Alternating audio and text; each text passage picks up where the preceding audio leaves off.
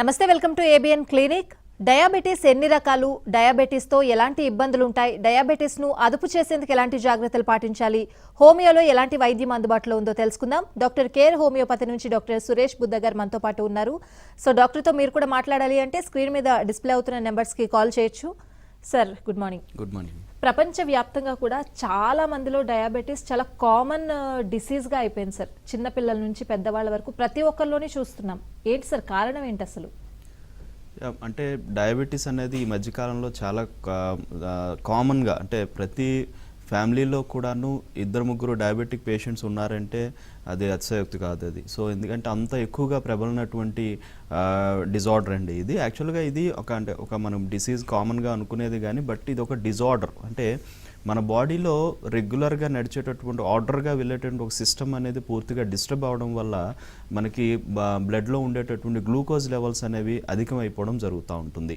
మనం తినేటటువంటి food digest అయిన తర్వాత ఏర్పడినటువంటి గ్లూకోజ్ అనేది రక్తంలోకి వచ్చిన తర్వాత ఆ రక్తం నుంచి మిగతా బాడీ పార్ట్స్ అన్నిటికీ కూడా, అన్ని సెల్స్ కూడా పంపించే విధానము ఇన్సులిన్ అనేటటువంటి ఒక హార్మోన్ మీద ఆధారపడి ఉంటుంది. ఈ ఇన్సులిన్ అనేటటువంటి హార్మోన్ సక్రమమైన విధానంలో మన బాడీలో రిలీజ్ అవ్వాలి. అది కూడా పొట్టలో ఉన్నటువంటి ప్యాంక్రియాస్లో ఉన్నటువంటి బీటా సెల్స్ నుంచి రిలీజ్ అవుతూ ఉంటుంది. ఈ రిలీజ్ అయ్యేటటువంటి ఇన్సులిన్ అనేది సరిగ్గా పనిచేయకపోవడం కానీ, లేదంటే రిలీజ్ అవ్వడం పూర్తిగా లోపించడం కానీ జరిగినప్పుడు ఈ షుగర్ని క్యారీ చేసేటటువంటి పదార్థం అనేది ఉండదు. కాబట్టి రక్తంలో గ్లూకోజ్ లెవెల్స్ అనేవి అధికం అవడం జరుగుతూ ఉంటాయి. సో నార్మల్ కన్నా అధికంగా షుగర్ లెవెల్స్ అనేవి పెరిగిపోతూ ఉండడాన్ని మనం షుగర్ వ్యాధి, డయాబెటీస్, మధుమేహం ఇట్లా చాలా రకాలుగా పిలుస్తూ ఉంటామండి. సో ముఖ్యమైనటువంటి కారణం ఏంటంటే ఇన్సులిన్ అనేటటువంటి హార్మోన్ లోపము అనేటటువంటిది ఇక్కడ చాలా ఇంపార్టెంట్. ఇన్సులిన్ హార్మోన్ లోపం అనేది ఎందుకు వస్తుంది అనేది చాలా ఇంపార్టెంట్గా ఆలోచించాలి. అంటే ఇది ఒకటి జన్యుపరమైనటువంటి కండిషన్స్, అంటే హెరిడిటరీగా వంశపారంపర్యంగా ఉండొచ్చు. రెండవది ఏంటంటే మన యొక్క లైఫ్ స్టైల్, ప్రతి మనిషి యొక్క ఇండివిజువల్ లైఫ్ స్టైల్ మీద ఈ యొక్క డిజార్డర్ అనేది ఆధారపడి ఉంటుంది. మన లైఫ్ స్టైల్లో మనం తీసుకునే ప్రతి ఒడిదొడుకు కూడాను దీనికి దారితీసేటువంటి అవకాశం అనేది ఉంటుంది. అతి ముఖ్యంగా మెంటల్ టెన్షన్స్ అనేవి, స్ట్రెస్ లెవెల్స్ ఎక్కువగా ఉన్న, స్ట్రెస్ని ఎక్కువ కాలం క్యారీ చేస్తూ దాని అధీనంలోకి మనం వెళ్ళిపోయి పూర్తిగా స్ట్రెస్ ఫ్యాక్టర్ అనేది ఎక్కువగా మన మైండ్ తీసుకునే దానికన్నా ఎక్కువగా మనం స్ట్రెస్ తీసుకుంటూ ఉంటే గనక హార్మోన్స్లో ఇంబ్యాలెన్స్ వచ్చే అవకాశం ఉంటుంది. అది కూడా మనకి వంశపారంపర్యంగా ఉన్నటువంటి బాడీకి టెండెన్సీస్ కొన్ని ఉంటాయి, మనకు పుట్టుకతోనే వచ్చేటువంటి టెండెన్సీస్ కొన్ని ఉంటాయి. అందులో డయాబెటీస్ ఒక టెండెన్సీ కనుక ఉంటే కనుక తొందరగా అది బయటపడే అవకాశం అనేది ఉంటుంది. కొంతమందిలో వంశపారంపర్యంగా తెలియదు, వాళ్ళకి అంటే ఉందా లేదని తెలియదు, వాళ్ళకి తెలిసినంత వరకు ఉండకపోవచ్చు, కానీ వీళ్ళలో ఆ యొక్క ఎఫెక్ట్స్ అనేవి, ఆ డిజార్డర్ అనేది వచ్చే అవకాశం కూడా ఉంటుంది. సో అతి ముఖ్యంగా చెప్పాలంటే కనుక ఈ హార్మోన్ లోపం అనేది చాలా ఇంపార్టెంట్ రూట్ కాజ్గా చెప్తామండి. వీటితో పాటుగా మన యొక్క లైఫ్ స్టైల్ ఇందాక చెప్పినట్టు స్ట్రెస్ ఫ్యాక్టర్స్తో పాటుగా కొంతమంది సెడెంటరీ హ్యాబిట్స్ ఎక్కువగా అలవాటు పడి ఉంటారు. లేజీగా ఉండడం, బాగా అంటే పని ఎక్కువగా శారీరక శ్రమ లేకుండా ఉండేటటువంటి వాళ్ళు, అధిక బరువు ఉండేటటువంటి వాళ్ళు, లేదంటే వేరే అదర్ డిసీజెస్ లైక్ ఏదైనా అంటే వేరే అదర్ హార్మోనల్ ఇంబ్యాలెన్సెస్తో బాధపడుతున్నటువంటి వాళ్ళలో ఈ యొక్క డయాబెటీస్ అనేది అధికంగా కనిపించే అవకాశాలు మనం చూస్తూ ఉంటామండి. Yes doctor. అయితే డయాబెటీస్ కొన్ని రకాలుగా చెప్తూ ఉంటారు కదా, అసలు డయాబెటీస్ ఎన్ని రకాలు డాక్టర్? అంటే డయాబెటీస్లో ముఖ్యంగా చెప్పాలంటే 3 రకాలుగా చెప్తామండి. అందులో type 1, type 2 and gestational diabetes అంటాం. సో డయాబెటీస్లో అంటే ఇక్కడ డయాబెటీస్ మెలిటస్ అనేది షుగర్కి సంబంధించినటువంటి డిసీజ్ అండి. డయాబెటీస్ ఇన్సిపిడిస్ అని ఇంకోటి ఉంటుంది, అందులో కూడా లక్షణాలు ఉంటాయి కానీ షుగర్ లెవెల్స్ అయితే ఎక్కువ అవ్వు. అది కూడా వేరే హార్మోన్ యొక్క లోపం వల్ల జరుగుతూ ఉంటుంది. కానీ ఇది డయాబెటీస్ మెలిటస్లో ముఖ్యంగా మనం చెప్పుకునేవి ఏంటంటే type 1 diabetes mellitus, type 2 diabetes mellitus and gestational diabetes mellitus అనేది.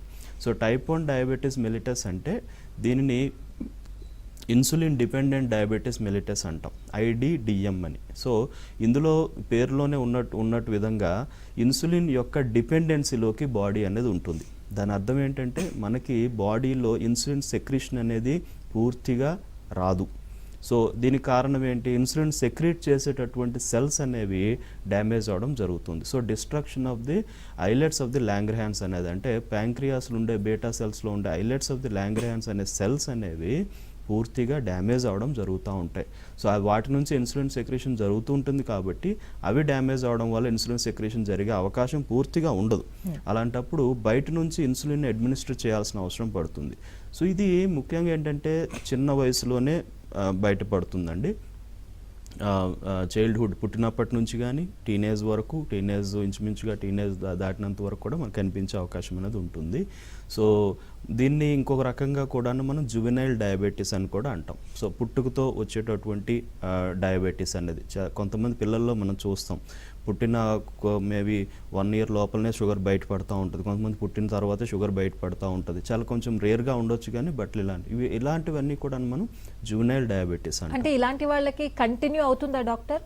పూర్తిగా నయం అవ్వదంటారా? అంటే వీళ్ళలో ముఖ్యంగా అంటే ఇక్కడ మనం చేయాల్సింది ఏంటంటే నయం అవ్వడం అనేది లోపల జరిగే డ్యామేజ్ని ఆపగలిగామా లేదనే దాన్ని బట్టి ఆధారపడి ఉంటుందండి. మనం ఇప్పుడు ఎప్పుడైతే డ్యామేజ్ అవుతుంది, ఇన్సులిన్ సెక్రేషన్ జరగటం లేదు ఆ బాడీలో, మనం ఏం చేస్తున్నాం దానికంటే బయట నుంచి ఇన్సులిన్ ఇస్తూ ఉన్నాం. ఎంత యూనిట్స్ అని ఇస్తూ ఉన్నాం. అలా ఇవ్వడం వల్ల ఏంటంటే బాడీ లోపల ఇంటర్నల్ సిస్టమ్ అనేది ఎప్పటికీ నార్మల్ కాదు. ఆ సెల్ డ్యామేజ్ అనేది మన బాడీ ఆపలేదు. మనం దాన్ని ఆపే విధానంలో కూడా మెడిసిన్ మనం ఇవ్వటం లేదు. మనం చేసేది ఏంటంటే ఏదైతే లేదో దాన్ని బయట నుంచి ఇస్తూ ఉన్నాం. దానివల్ల న్యాచురల్గా ఉండే సిస్టమ్ అనేది పూర్తిగా డ్యామేజ్ అవుతా, ఇంకా డ్యామేజ్ పెరుగుతూ డిపెండెన్సీ అనేది ఇంకా ఎక్కువ అవడం జరుగుతుంది. అలా కాకుండా ఏంటంటే ఆ డ్యామేజ్ని ఆపగలిగే స్థితిలో ఉండేటటువంటి మెడిసిన్స్ ఇవ్వాల్సిన అవసరం అనేది ఉంటుంది. డ్యామేజ్ ఆపగలిగితే కనుక నార్మల్గా ఉండే కొన్ని హెల్దీ సెల్స్ నుంచి మళ్ళీ ఇన్సులిన్ ప్రొడక్షన్ ఇంప్రూవ్ చేయడానికి అవకాశం కూడా ఉంటుంది. అది ఆ పర్టికులర్ ఆ బాడీకి ఇచ్చే మెడిసిన్స్ ఏ రకమైన మెడిసిన్ ఇస్తున్నాం, ఆ బాడీ యొక్క పూర్తి కాన్స్టిట్యూషన్కి సరిపడా మందు పడుతుందా లేదా, అది హోమియోపతిక్ పాయింట్ ఆఫ్ వ్యూ అనేది మేము ఎప్పుడు కూడా అంటే కంప్లీట్ కాన్స్టిట్యూషన్ విధానంలోనే వెళ్తాం. సో ఆ బాడీకి సూటబుల్గా అయ్యి డిసీజ్ యొక్క టెండెన్సీని రన్ చేసేటటువంటి మెడిసిన్ అనేది మనం ఇవ్వగలిగితే కనుక ఈ యొక్క ప్రాసెస్ని మనం డెఫినెట్గా అంటే డ్యామేజ్ని ఆపొచ్చు, హెల్దీ కండిషన్ ఇంప్రూవ్ చేయడానికి మనకు అవకాశం అనేది ఉంటుంది. డాక్టర్, ఈ మధ్య చాలా మందిలో వింటున్న సమస్య ఏంటంటే వాళ్ళకి డయాబెటీస్ ఉన్నా కూడా తెలియట్లేదు ఉంది అని చెప్పి, అంటే వేరే ప్రాబ్లమ్స్తో హాస్పిటల్కి వెళ్ళి తర్వాత చెకప్ తర్వాత మీకు డయాబెటీస్ ఉందని చాలా మంది గుర్తిస్తున్నారు. సో అప్పటి వరకు కూడా వాళ్ళకి తెలియట్లేదు. అసలు డయాబెటీస్ ఉందని ఎలాంటి లక్షణాల ద్వారా తెలుసుకోవచ్చు అంటారు? మీరు అన్నది కరెక్ట్. ఎందుకంటే చాలామంది మా దగ్గరికి వచ్చేటప్పుడు కూడా జనరల్ చెకప్లో షుగర్ బయటపడిందండి, లేకపోతే నాకు కొంచెం ఫీవర్ వచ్చింది, ఫీవర్ టైంలో జనరల్ చెకప్ చేస్తే షుగర్ బయటపడింది అని చెప్తూ ఉంటారు. అంటే బాడీ యొక్క రెసిస్టెన్స్ మీద ఇది ఆధారపడి ఉంటుందండి. కొంతమందికి సిమ్టమ్స్ బయటికి కనిపిస్తాయి, కొంతమంది కనిపించవు. బట్ కొంతమందికి కొన్ని నామినల్గా కనిపించే సిమ్టమ్స్ ఉంటాయి, బట్ వాటిని మనం గుర్తించాము ఒక్కోసారి. కానీ అతి ముఖ్యంగా కనిపించే సిమ్టమ్స్ ఏంటి, మనకి డయాబెటీస్ టైప్ 1 కావచ్చు, టైప్ 2 కావచ్చు, ఏదైనా కూడా. సో వాటిలో ముఖ్యంగా కనిపించేది ఏంటంటే అతి మూత్రము, పాలీయూరియా, అతి దాహము, పాలిడిప్సియా, అలాగే ఆకలి అధికంగా ఉండడం, పాలీఫేజియా. ఈవెన్ ఆకలి అధికంగా ఉండి మనం డైట్ తీసుకుంటున్నా కూడా బాడీ అనేది వీక్ అవుతూ ఉంటుంది. అంటే వెయిట్ లాస్ గురవుతుంది. మజిల్ అనేది గ్రోత్ ఉండదు, మజిల్ అంతా స్ట్రింక్ అయిపోతూ ఉంటుంది.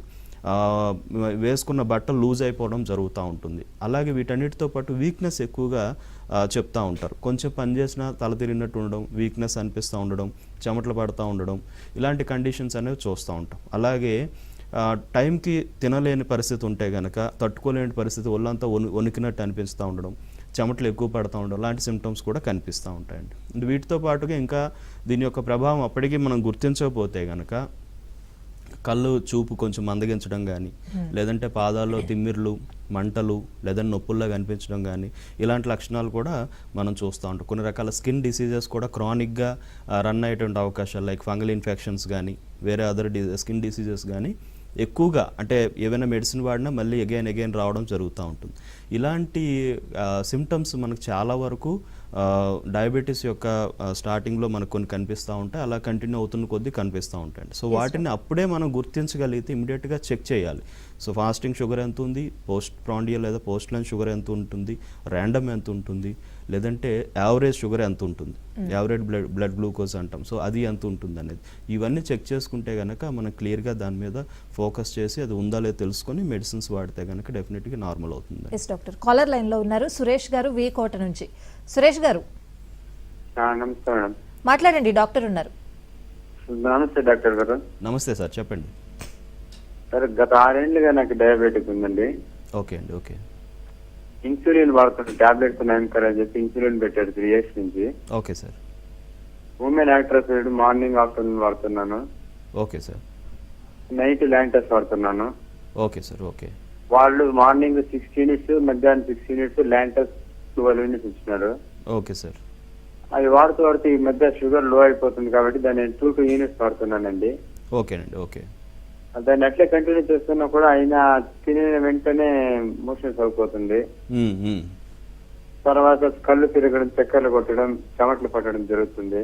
ఓకే. ఓకే. హాస్పిటల్కి వెళ్ళాలంటే కరోనా భయం వల్ల వెళ్ళడం లేదు. దీనికేమన్నా మీరు ట్రీట్మెంట్ చెప్పగలరా సార్? ఆకలి ఎక్కువ వేస్తుంది, ఎక్కువ తినేస్తున్నాను, వెంటనే బాత్రూమ్ వెళ్ళాల్సి వస్తుంది సార్. అదే సార్. అది సార్ ప్రాబ్లం. మీరు చెప్పాక ఇందాక చెప్పారు కదా, బాడీ వీక్నెస్ అయిపోయింది. అవును. 80 kgs ఉంది, ఇప్పుడు 45 kgs ఉన్నాను sir. Okay. Okay. Okay. Weight loss అయింది. దీనికి ఏదైనా ట్రీట్మెంట్ చెప్పగలరా homeopathy? Right sir, definitely sir. So ఇది అంటే ఇక్కడ మనం బాగా గుర్తించాల్సిన అవసరం ఏంటంటే చాలామందికి టైప్ 2 డయాబెటీస్లోనే ఉంటారు. టైప్ 2 డయాబెటీస్ అంటే ఇది అడల్ట్ డయాబెటీస్ అనేది టీనేజ్ దాటిన తర్వాత అడల్ట్ ఏజ్, మిడిల్ ఏజ్ నుంచి స్టార్ట్ అయ్యేటటువంటి డయాబెటీస్ ఇది. సో వీటిలో ఏంటంటే ముఖ్యంగా ఇన్సులిన్ సెక్రేషన్ జరుగుతుంది కానీ బట్ బాడీకి అది పూర్తిగా యూటిలైజ్ చేసుకునే పరిస్థితిలో బాడీ ఉంటుందండి. దానివల్ల మనం తినే ఫుడ్లో ఉండే గ్లూకోజ్ అనేది క్యారీ అవ్వదు బాడీకి. సో క్యారీ అవనప్పుడు ఆటోమేటిక్గా ఈ సెల్స్ వాటన్నిటికీ కూడాను న్యూట్రిషన్ వెళ్ళదు. న్యూట్రిషన్ వెళ్ళినప్పుడు అక్కడ ఉండే ఫ్యాట్ అనేది కరిగిపోతుంది, అలాగే మజిల్ అనేది గ్రోత్ అనేది ఆగిపోతుంది, తద్వారా వెయిట్ లాస్ అనేది వస్తుంది. అందుకనే మీరు కూడా వెయిట్ అనేది బాగా తక్కువగా ఉన్నారు. ఈవెన్ ఇన్సులిన్ మనం చాలా వరకు బయట నుంచి అంటే టైప్ 2 డయాబెటీస్ అనేది కేవలం చాలా వరకు ట్యాబ్లెట్స్ మీద నడుస్తుంది సార్. బట్ ట్యాబ్లెట్స్ అనేది పనిచేయనటువంటి పరిస్థితిలోకి వెళ్ళిన తర్వాత టైప్ 2 నుంచి టైప్ 1 కూడా మారే అవకాశం అనేది బాడీకి ఉంటుంది. సో అప్పుడు ఇన్సులిన్ బయట నుంచి ఇవ్వాల్సిన అవసరం పడుతుంది అనమాట. సో టైప్ 2 వాళ్ళు కూడా టైప్ 1లోకి మారిపోయే అవకాశం ఉంటుంది. సో అది మీలో కనిపిస్తుంది. సో దీనివల్ల ఏంటి, ఇన్సులిన్ తీసుకుంటున్నా కూడా అది బాడీకి ఒకసారి ఎక్కువ అవ్వచ్చు, లేదంటే ఒక పూట తక్కువ అవ్వచ్చు. దానివల్ల మనకి ఆకలి విధానంలో మార్పులు వస్తాయి, వీక్నెస్ కానీ ఎక్కువ కనిపిస్తుంది, షుగర్ లెవెల్స్లో హెచ్చు తగ్గులు బాగా అధికంగా కనిపిస్తూ ఉంటాయి. సో వీటన్నింటి వల్ల మీరు చెప్పే సిమ్టమ్స్ అనేవి ఉన్నాయండి. రెండోది ఏంటంటే మీరు అధికంగా ఫుడ్ అనేది మనం తీసుకున్నా కూడా ఆకలి అనిపించి డైజెస్టివ్ సిస్టమ్ అనేది పూర్తిగా దాన్ని డైజెస్ట్ చేసుకునే పరిస్థితిలోకి ఉండదండి. సో అందువల్ల ఏమవుతుందంటే లోపల పేగులు ఇరిటేషన్ స్టార్ట్ అయిపోతుంది, మోషన్స్ అనేవి రిపీటెడ్గా అవడం జరుగుతుంది. ఐబిఎస్ కూడా డయాబెటిక్ పేషెంట్స్లో ఐబిఎస్ అనే డిసీజ్ కూడా మనం చూస్తూ ఉంటామండి. సో ఇలాంటి పరిస్థితుల్లో మీ బాడీ అనేది ఉందండి. దీనికి హోమియో చికిత్స ఏంటంటే ఒకటి ఈ యొక్క అంటే మీరు వాడుతున్నటువంటి కండిషన్ అనేది అబ్జర్వ్ చేసుకొని మీ యొక్క క్రానిసిటీ, డిసీజ్ యొక్క క్రానిసిటీని అబ్జర్వ్ చేసుకొని బాడీ నేచర్ని బట్టి మెడిసిన్ ఇవ్వాల్సిన అవసరం పడుతుంది సార్. అంటే కంప్లీట్ హిస్టరీ కంప్లీట్గా తీసుకొని మీ బాడీకి తగ్గట్టు ఇప్పుడున్న డిసీజ్ కండిషన్కి తగ్గట్టు హోమియోపతి మందులు అనేవి వాడాలండి. డయాబెటీస్ చూసుకుంటే హోమియోలో చాలా రకాల మెడిసిన్స్ చూపిస్తారండి. బట్ మన బాడీకి ఏది కరెక్ట్గా, ఈ స్థితికి ఏది కరెక్ట్గా సూటబుల్గా ఉంటుంది అంటే ఒక 3-4 సంవత్సరాల ముందు స్థితికి ఇప్పుడు స్థితికి మార్పు ఉంటుంది కాబట్టి మెడిసిన్స్లో కూడా చాలా చేంజెస్ జరగాల్సిన అవసరం ఉంటుందండి. సో హోమియోపతి వైద్యం తీసుకుంటే కనుక ఈ సిమ్టమ్స్ అన్నీ మీకు నార్మల్ అవుతాయి, వెయిట్ లాస్ అనేది ఆగిపోతుంది, వెయిట్ చిన్నగా గెయిన్ అయ్యే అవకాశం ఉంటుంది, బాడీ మళ్ళీ వీక్నెస్ నుంచి యాక్టివ్ అవ్వడం అనేది చూస్తామండి. తద్వారా షుగర్ లెవెల్స్ కంట్రోల్ అయినాక మనం ఒకటి గ్రాడ్యువల్గా మెడిసిన్స్ కూడా తగ్గించుకునే అవకాశం అనేది డెఫినెట్లీ ఉంటుంది సార్. నెక్స్ట్ కాలర్ రమణారావు గారు హైదరాబాద్ నుంచి. రమణారావు గారు నమస్కారం మేడం. డాక్టర్ ఉన్నారు, మాట్లాడండి. నమస్కారం సార్ డాక్టర్ గారు. నమస్తే సార్, చెప్పండి సార్. సార్ నేను ఇట్లా ఈసీఎల్ దగ్గర మాట్లాడుతున్నాండి. చెప్పండి సార్. ఇది యాక్చువల్గా సార్ డయాబెటిక్ నా ఏజ్ 77 అండి నాది. Okay sir. ఇప్పుడు నాకు డయాబెటిక్ ఉందో లేదో తెలుసుకోవాలంటే ఫాస్టింగ్ బెటర్ అండి, లేకపోతే పోస్ట్ లంచ్ బెటర్, లేకపోతే ర్యాండమ్ బెటర్, లేకపోతే HbA1c బెటర్ అండి? చెప్పండి తెలియడానికి.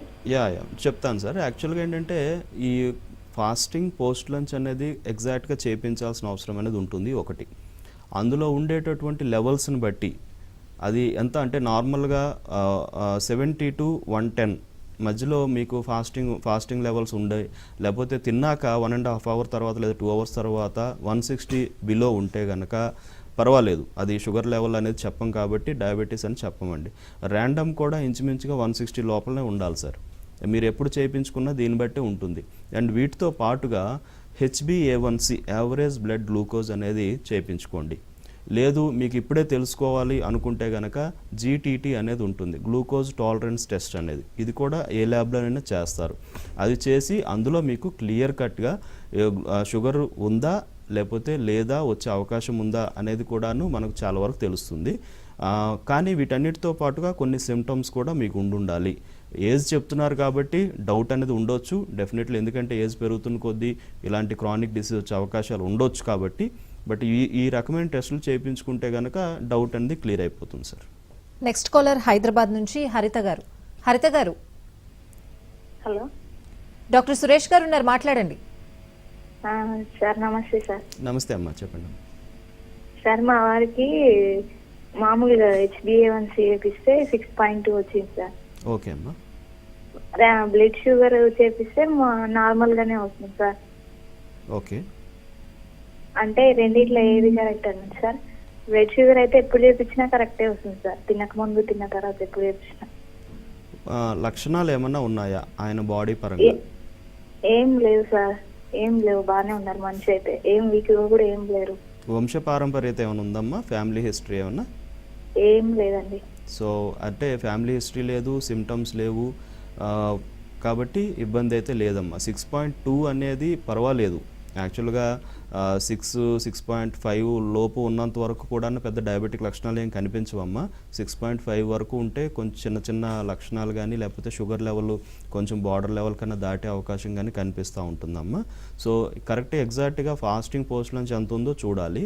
ఒక్కోసారి ఏంటంటే ప్రీ డయాబెటిక్ లెవెల్స్ కూడా ఉంటాయి, అంటే జస్ట్ ఆ బార్డర్ లైన్ డయాబెటీస్ అనేది కనిపిస్తూ ఉంటుంది. బట్ వాళ్ళలో సిమ్టమ్స్ ఏమి ఉండవు, జస్ట్ డైట్ కంట్రోల్ మీరు చేసుకుని అలాగే కొంచెం వాకింగ్ ఎక్సర్సైజ్ లాంటివి చేసుకొని స్ట్రెస్ లెవెల్స్ని కంట్రోల్లో పెట్టుకుంటే కనుక షుగర్ లెవెల్ ఎట్టి పరిస్థితులు పెరిగే అవకాశం ఉండదమ్మా. రైట్ డాక్టర్, షార్ట్ బ్రేక్ తీసుకుని కంటిన్యూ చేద్దాం. Welcome back to clinic. Caller line లో ఉన్నారు డాక్టర్, తీసుకుందాం. హలో హలో, నమస్తే అండి, మీ పేరు? స్వరూప మేడం. హలో హలో డాక్టర్ ఉన్నారు, మాట్లాడండి. హలో, నా పేరు స్వరూప సార్. చెప్పండి అమ్మా. నమస్తే. ప్రెగ్నెంట్ మీద షుగర్ వచ్చింది సార్. ఓకే, మరి అప్పుడు ప్రెగ్నెంట్ అబార్షన్ అయిపోయింది సార్. ఓకే అమ్మా. మళ్ళా ఇప్పుడు నిలిచింది సార్. ఓకే, ఇప్పుడు 5వ నెల, ఏజ్ ఏమో 21. ఓకే అమ్మా. మరి షుగర్ దేని వల్ల? యాక్చువల్గా ప్రెగ్నెన్సీ టైంలో షుగర్ బయటపడే విధానం మాత్రం కొంతమందిలో కనిపిస్తుంది. దీన్నే జెస్టేషనల్ డయాబెటీస్ అంటామమ్మా. సో జెస్టేషనల్ డయాబెటీస్ అంటే pregnancy during the pregnancy period మొత్తంలో ఎప్పుడైనా షుగర్ లెవెల్స్ బయటపడవచ్చు. ఎందుకంటే ప్రెగ్నెన్సీ టైంలో చాలా రకాల హార్మోనల్ ఇంబ్యాలెన్సెస్ బాడీలో జరుగుతాయి. హార్మోన్స్లో కొంచెం హెచ్చుతగ్గులు జరగడం కామన్గా ఉంటుంది. కొద్దిమందికి ఏంటంటే జెనెటికల్ టెండెన్సీస్ కూడా కొన్ని ఉంటాయి, అంటే ఫ్యామిలీ పరంగా షుగరు మన ముందు తరాల వరకు ఉండే అవకాశాలు ఉంటాయి. కాబట్టి వాళ్ళల్లో ఈ ప్రెగ్నెన్సీ టైంలో ఇలాంటివి తొందరగా కనిపించే అవకాశం చూస్తాం. కొంతమందికి వంశపారంపర్యత లేని వారికి కూడా కనిపిస్తాయమ్మా. కానీ హార్మోనల్ ఇంబ్యాలెన్స్ అనేది ప్రెగ్నెన్సీ టైంలో కామన్గా జరుగుతుంది. కాబట్టి అలాగే దీనికి తోడు ఎక్కువగా స్ట్రెస్ లెవెల్స్ అనేవి ఎక్కువగా పెట్టుకునే వాళ్ళకి, అంటే ప్రెగ్నెన్సీ వచ్చిన తర్వాత కొంతమంది ఎక్కువగా టెన్షన్ పడడం, యాంగ్జైటీకి లోన్ అవ్వడం, భయానికి లోన్ అవ్వడం ఇలాంటివి, లేదంటే వేరే రకమైనటువంటి బాధలతో ఉండడం ఇలాంటివి జరుగుతూ ఉంటాయి. సో అప్పుడు ఈ షుగర్ లెవెల్ అనేది కనిపించే అవకాశం అనేది ఉంటుంది. కొద్దిమందికి అంటే ఇంతకుముందు పరిస్థితులు ఎలా ఉండేవంటే డెలివరీ తర్వాత చాలామందికి షుగర్ లెవెల్స్ కంట్రోల్ అయిపోతూ ఉండేవి. కానీ ఇప్పుడున్న పరిస్థితులు ఏంటంటే డెలివరీ తర్వాత కూడా మళ్ళీ షుగర్ లెవెల్ అనేది కంటిన్యూ అవుతుంది, మెడిసిన్స్ వాడాల్సిన అవసరం అనేది పడుతుందండి. ఇప్పుడు మీకున్న పరిస్థితిని జెస్టేషనల్ డయాబెటీస్ అంటాము. దీనికి కూడా హోమియోలో చాలా మంచి ట్రీట్మెంట్ ఉంది.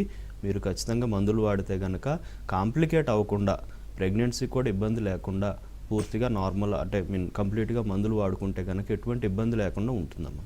రైట్ డాక్టర్, ఇంతకుముందు మీరు అన్నారంటే ఒక్కొక్కరి శరీరం ఒక్కొక్కలా ఉంటుంది, శరీర తత్వాన్ని బట్టి మందులు ఇవ్వాల్సిన అవసరం ఉంటుంది అని. అంటే డయాబెటిక్ పేషెంట్స్ అందరికీ ఒకే రకమైన ట్రీట్మెంట్ ఉండదా డాక్టర్?